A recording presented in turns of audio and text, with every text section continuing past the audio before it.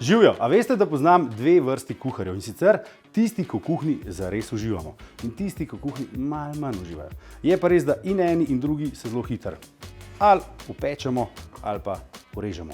Zelo hitro smo malo nepozorni, malo nam nekaj ne paše, ni dober dan in pride do neumnosti. Zdaj pa skupaj poglejmo, kako čim lažje in čim hitreje saniramo poškodbo, peklino ali pa ureznino.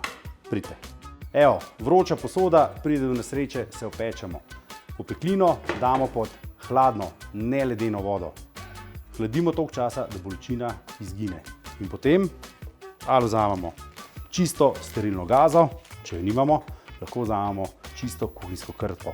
Lepo usušimo in enostavno povijemo. Na ta način najlažje in najhitreje saniramo peklino. To je to. Zdaj pogledajte, kaj se bom rezal. Ne, saj se nisem. Lahko pa skupaj pogledamo, kako si najbolj učinkovito saniramo ureznino. In sicer se vrežemo, poiščemo čim bolj čisto krpo, če se le da gazo. Na trdo, ampak zares na trdo povežemo. Da na ta način ustavimo krvljenje.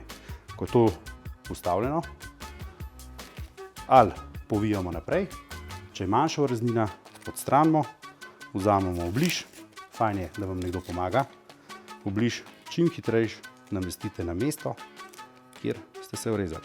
Cak, zopet na trdo, je to, ampak ne se vrezati, bo boljše. Čau. Naj bo v vaši kuhinji zabavno in varno.